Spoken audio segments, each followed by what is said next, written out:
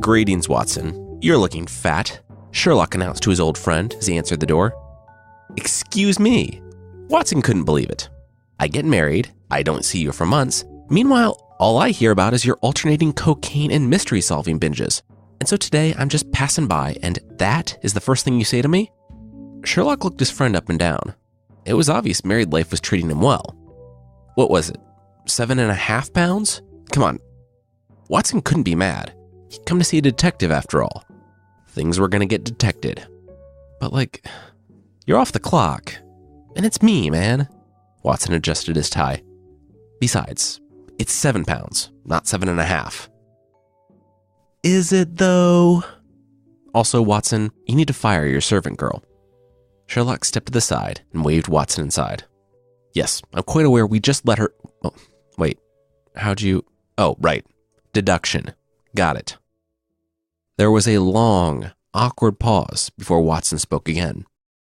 "I'm not gonna ask." "You're gonna ask," Sherlock countered immediately. "We worked together for years. We were roommates.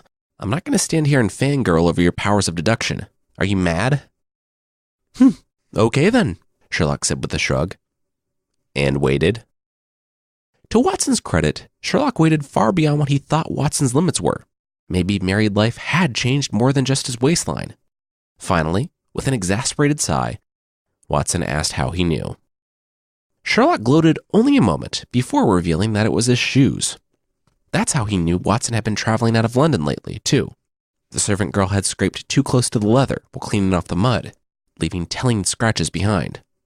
But anyway, since Watson was back and solving mysteries again, would he be a doll and take a look at something? Sherlock held out an envelope. Of course, Watson made sure to stress that he wasn't back. He was merely stopping by to say hi. Sherlock stood there motionless, still offering the envelope. With a grimace, Watson snatched it. But he wasn't back, all right? He looked down at the paper. "There will be a call upon you tonight at 7:45, the letter read. "A gentleman who desires to consult you upon a matter of the very deepest moment. Your recent services to one of the royal houses of Europe have shown that you are one who may be safely trusted with matters which are of an importance which can hardly be exaggerated. This account of you we have from all quarters received. Be in your chamber at that hour, and do not take it amiss if your visitor wears a mask." Sherlock asked his friend what he could deduce from the letter.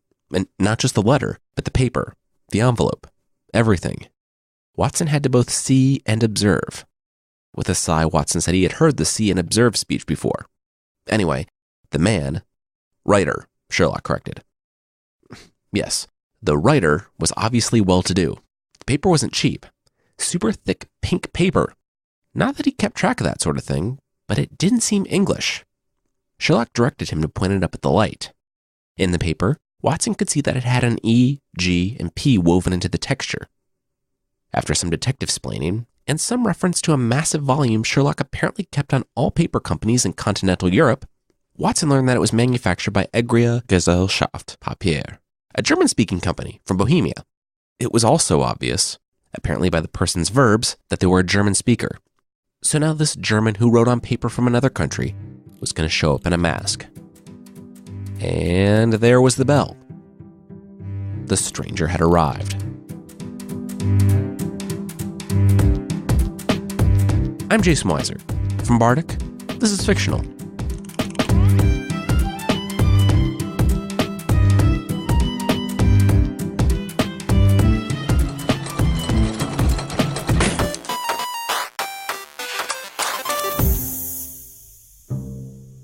As Sherlock walked to the door, he remarked to Watson that it was nice for the guest to put an effort in toward anonymity. The mask was a little obvious, but hey, if Sherlock was royalty, he would do the same. He'd be better at it, of course, but he understood. Watson nodded before his eyes widened. Wait, royalty? And with that, Sherlock opened the door. Watson had to stifle a laugh. The man wore a mask, sure, but everything about him was so eminently and immediately noteworthy that anyone who saw him and knew him would instantly guess who he was. In addition to the tiny mask, he had the body of Hercules, draped in a blue cloak, fringed with fire red. Boots that went halfway up his calves were lined with thick brown fur, and on his head he wore a wide-brimmed hat. He spoke with a thick German accent. Sherlock and Watson took their seats across from him. "You may address me as Count von Kram, a Bohemian noble," the man announced. "Yes, of course. That's not your name, but why not?" The visitor barely heard him and continued on. He had to bind both Sherlock and Watson to secrecy on the matter for 2 years. If it were to get out, it would have an influence on European history as they knew it. I guess it was a simpler time, when NDAs were little more than two guys agreeing not to tell a soul before closing over a pinky swear. But that's all it took. Sherlock nodded. "Yeah, that's no problem. Wilhelm Gottrich Sigismund von Ormstein, Grand Duke of Kassel-Felstein, and hereditary King of Bohemia." The king paused, tried to stand, but immediately sat back down, stunned. He took a deep breath and cleared his throat. "So I can take the mask off then?" Both Sherlock and Watson nodded silently. The king pulled the sweaty black mask from his face. "This is good. It's actually surprisingly hot under there, and it was starting to mess with my complexion. But, how did you know?" Sherlock replied that first off, there was everything about him: the brooch, the boots, the hat, the cape that screamed, "I don't care what people think about me, because I could probably have them executed." But even beyond that, the, quote, "scandal that could alter the political landscape of Europe" was a complete giveaway. That wasn't something one left to a lackey, even if he was a count. By now, Sherlock was growing bored. Since he already knew all of this, he urged the visitor to please get on with it. Sherlock shut his eyes and sat back. The king said about 5 years ago he made the acquaintance of a well-known adventuress by the name of Irene Adler. "Watson," Sherlock said without opening his eyes. But, out of sheer habit, Watson was already on the way to Sherlock's files. He found the one on Adler, who hadn't escaped the attention of the great detective. He snatched the file from Watson and refreshed himself on the details. Adler, born in New Jersey in 1858, retired from the Opera of Warsaw and living in London. Okay. So the king became entangled with this young woman, wrote her some compromising letters, and now he wanted to get those letters back, correct? "Yes, and wait, how did you know that?" the king asked.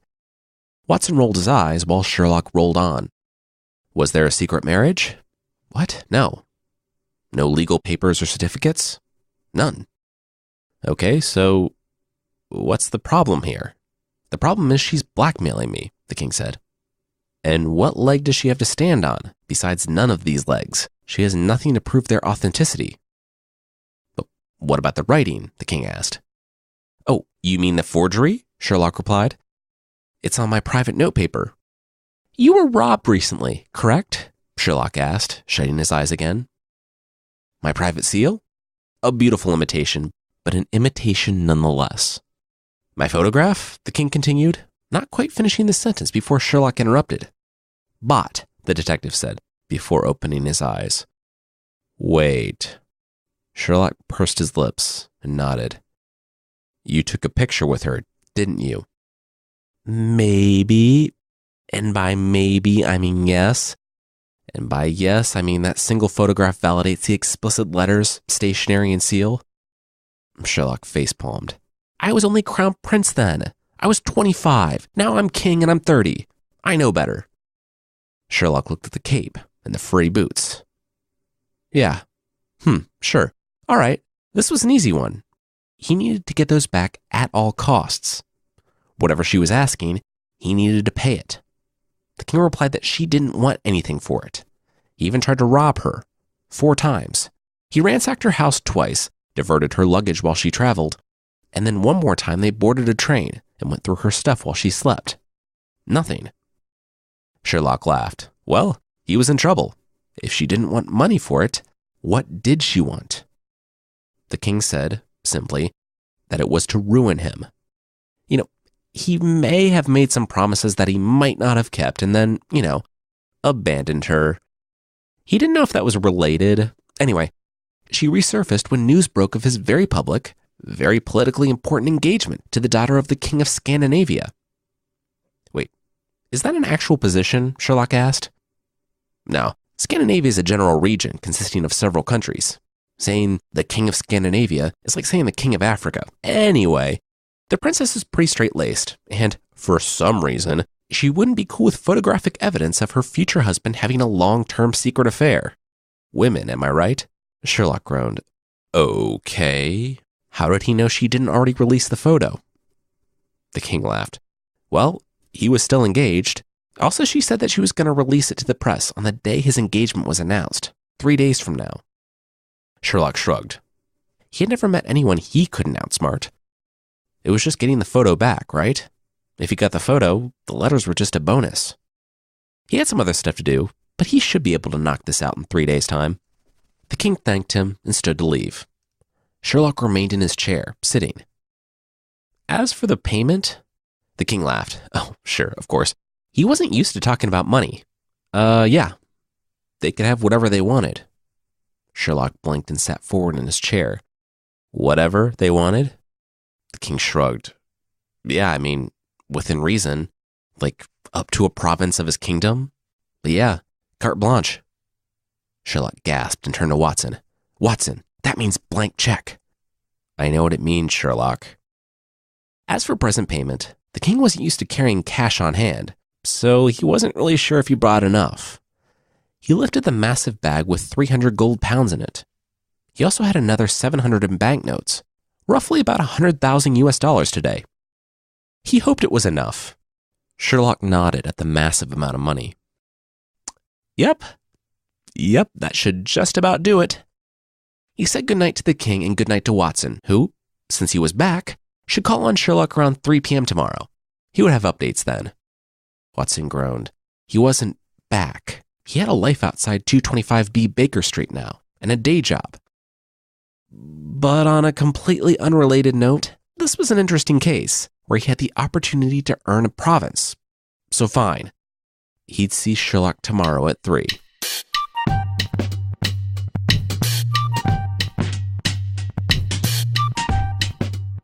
Watson had been waiting for nearly an hour when, at just about 4 p.m. the following day, a man staggered into Sherlock's house, drunk and obviously down on his luck.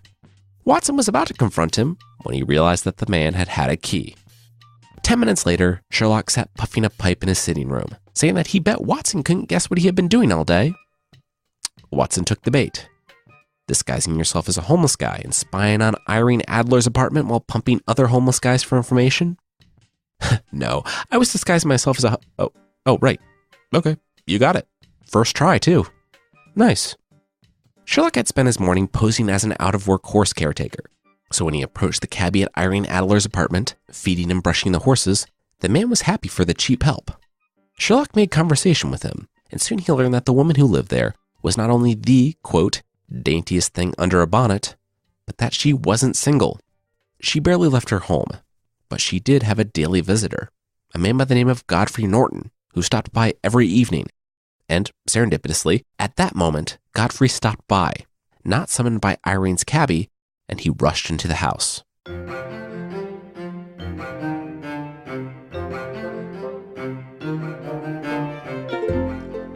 It took about a half an hour, and Sherlock had been able to steal glances at them whenever he could.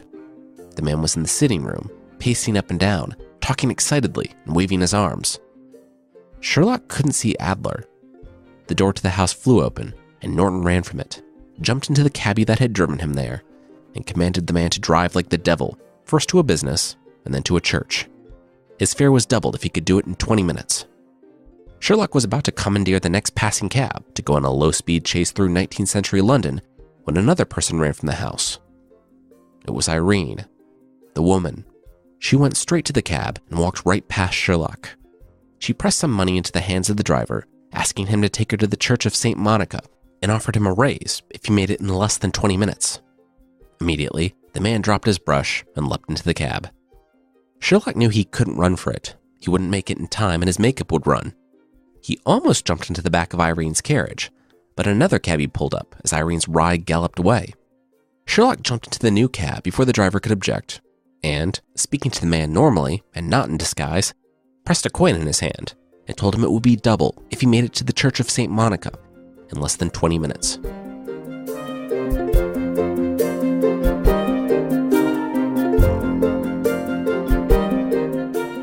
The cabbie made it in 19 minutes. The The steaming horses of both Norton and Adler were already at the church when Sherlock arrived. He didn't have time for stealth. Whatever was happening now. And this was the only lead he had. He burst through the doors and found the church empty, save for Irene Adler, Godfrey Norton, and a clergyman, all three standing at the altar, and now staring at the panting wedding crasher. As Godfrey Norton rushed down the altar to Sherlock, the famed detective, still in disguise, was wondering if he was going to need to box his way out of this one. The man laid one hand on his shoulder, looked him in the eyes, and thanked God. He would do.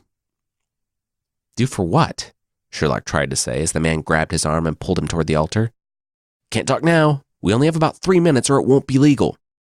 Maybe to preserve his cover, maybe because he had no other leads, Sherlock would never really be sure why he went to the altar, repeated the words, and served as a witness to the marriage of Irene Adler and Godfrey Norton.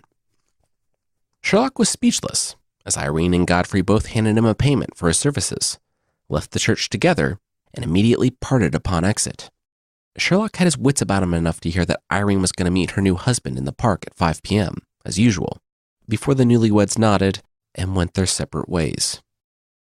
Watson sat in silence, surprised that he was surprised by any of this. His old co-worker and friend grinned. Obviously, Sherlock's afternoon plans had consisted of a side of beef and a glass of beer, and not sprinting halfway across the city to be an impromptu best man. But since he couldn't change the past, did Watson want to help him commit a criminal act tonight? Watson shrugged and pulled his earlobe. Sure. He was back, wasn't he? You know those moments when you kind of wonder what you're doing with your life? John Watson might have been having one of those. Standing outside a woman's window with a smoke bomb after watching Sherlock get beaten with a lead pipe in a homeless guy battle royale? It was a weird night. Watson had followed a few paces behind Sherlock as the detective shuffled along. He was in a different disguise from earlier that day.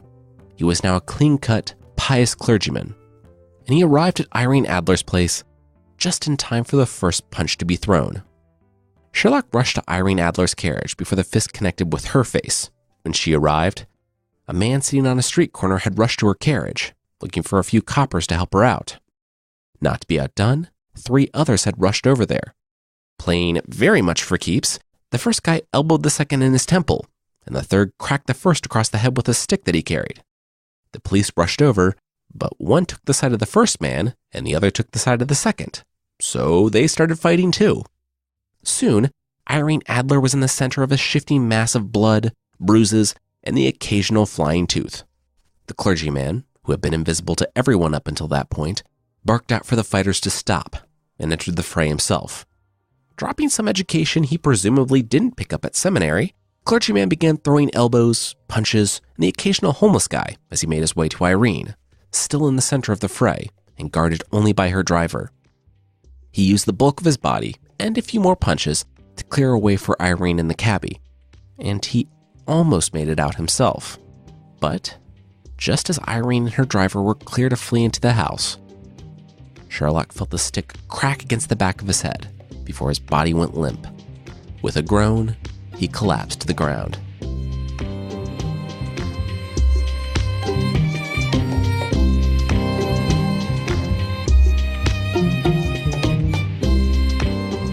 We'll catch up with Sherlock and his elaborate plan, but that will be right after this. A lot of us, myself included, fell in love with reading and storytelling by watching the one and only LeVar Burton. Man, there's just something about his voice that makes the stories come alive, you know?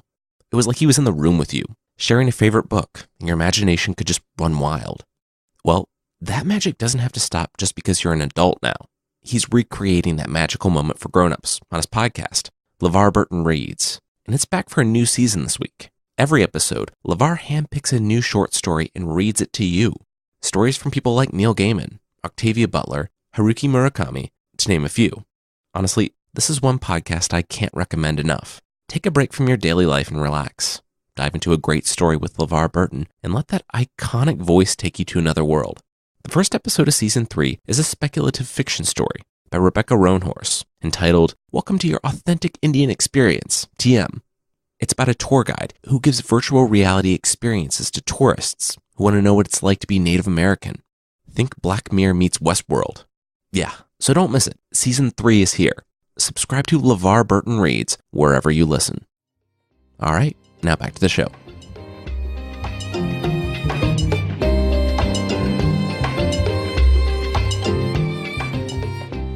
Sherlock opened his eyes, his surroundings blurring into view. He was staring directly into Irene's face. He searched for a clock. 2 minutes. Out for just 2 minutes. Wow, those guys were good.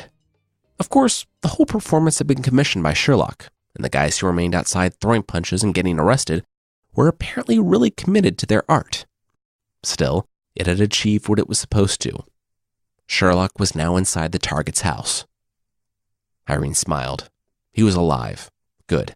The last thing she needed was a murder in front of her house. She thanked the clergyman for rescuing her.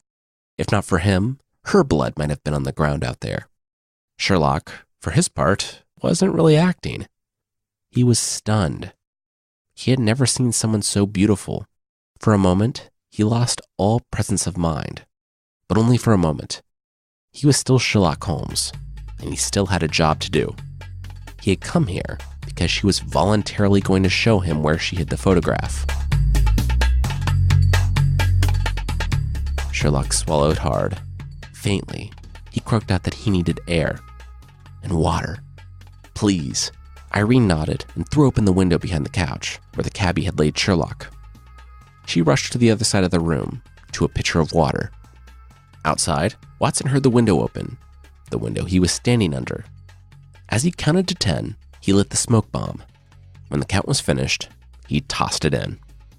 Finishing up a 10 count of his own, Sherlock saw the smoke bomb hit the ground right in front of his couch. He dropped one arm down and tapped it so it rolled behind a nearby curtain. Smoke instantly billowed out, and outside the window, Sherlock heard the cry, "Fire!" Inside the house, a glass shattered as Irene took notice of the smoke. Within 10 minutes, Sherlock was walking alongside Watson, coughing up smoke with a splitting headache, a smile plastered across his face. Irene had showed him the location of the photo.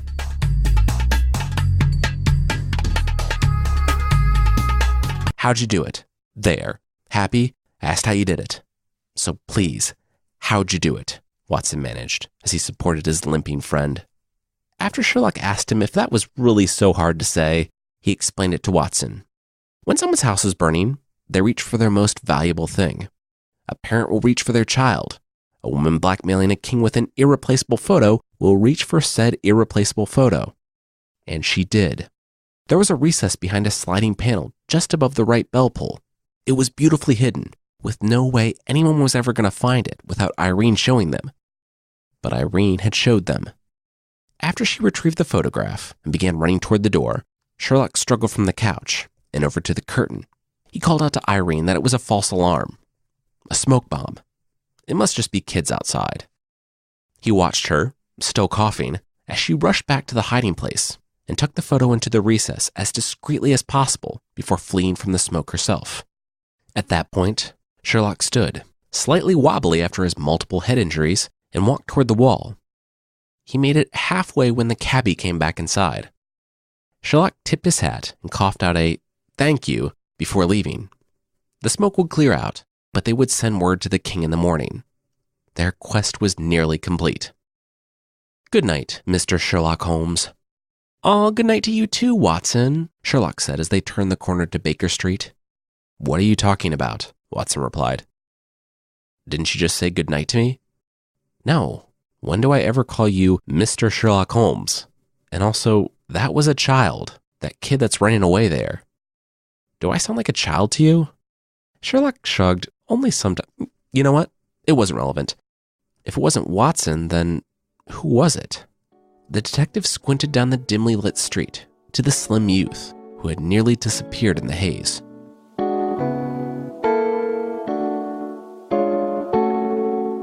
The next morning, Watson and Sherlock were enjoying some victory toast when the door flew open. It was the King of Bohemia, and he was in a great mood. Beaming, he stormed over to Sherlock and shook the detective by his shoulders. "You really have got it." "No," replied Sherlock. "Oh, but you have hopes?" Sherlock took another bite of toast. "Oh, we have hopes." "No jokes," Watson added. Both men were pretty unimpressed with Watson's slant rhyme, and after an appropriate amount of awkward silence, Sherlock decided that they should call a cab. But the king guffawed. Nope, he had his king carriage out front. And as they rode to Irene Adler's house to, I guess, rob the photo from her in broad daylight, Sherlock informed the king that Irene Adler was now married. That was impossible. She couldn't be. Sherlock insisted that she was. He'd been the best man. It was a banker named Norton. Well-to-do, polite, no hang-ups about not marrying royalty. Nice guy. The king shook his head again. Well, she couldn't possibly love him. Sherlock informed the trio that he hoped she did. If she did, that meant she ceased to love the king. And a married woman with a reputation to protect was way better for him than an angry ex with nothing to lose. Ah, here they were. And why was Irene's door standing wide open?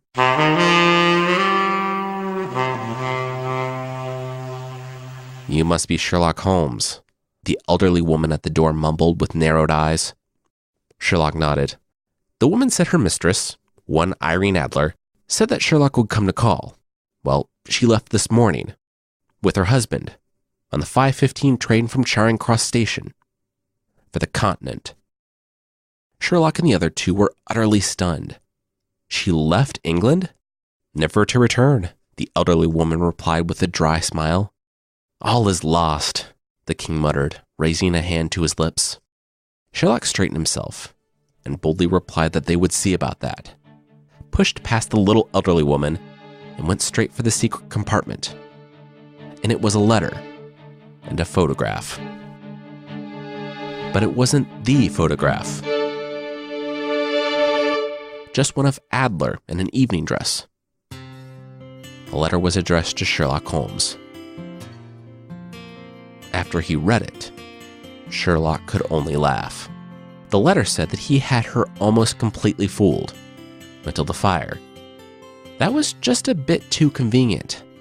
She had been warned of Sherlock, of course, that if she was in London, then the king would seek out the best detective in London. Even after the fire, she could barely believe it, so she had to go confirm. In the letter, she revealed that she had been walking behind Sherlock and Watson in disguise the night before, while they walked back to Baker Street. After the smoke bomb, Irene had sprinted to her cabbie, telling him to keep an eye on the supposed clergyman still recovering on the couch. She, a former actress, donned a disguise of her own and slipped out into the street to listen to Sherlock and Watson explain their entire plan. It was she, the night before, who had said goodnight to Sherlock when his back was turned. That was imprudent, but it was only fitting for such a well-matched adversary. As for the photograph, the letter continued, your client may rest in peace. I love and am loved by a better man than he. The king may do what he will without hindrance from one whom he has cruelly wronged. I keep it only to safeguard myself and to preserve a weapon which will always secure me from any steps which he might take in the future. I leave a photograph which he might care to possess, and I remain, dear Mr. Sherlock Holmes, very truly yours. Irene Norton, née Adler.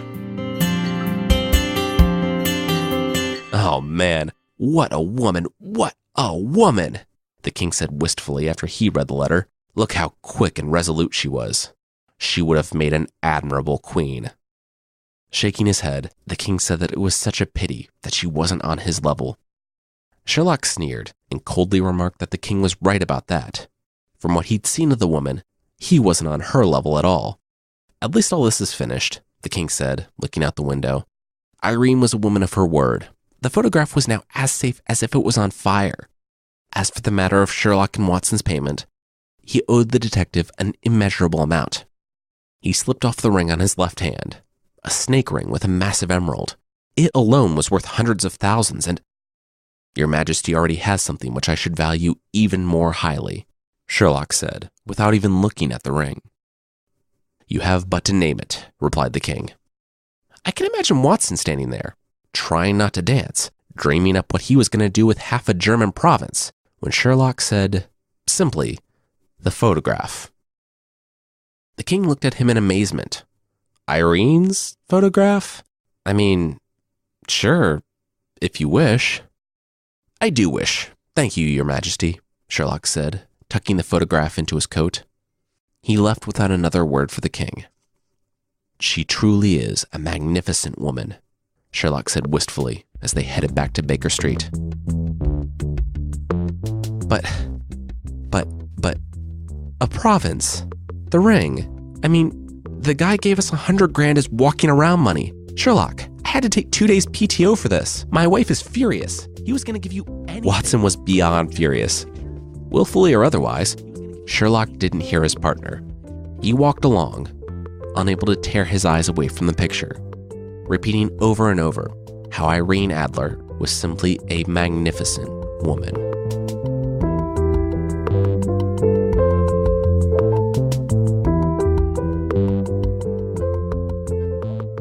According to Watson, Sherlock used to make a lot of really not cool jokes about the intelligence of women.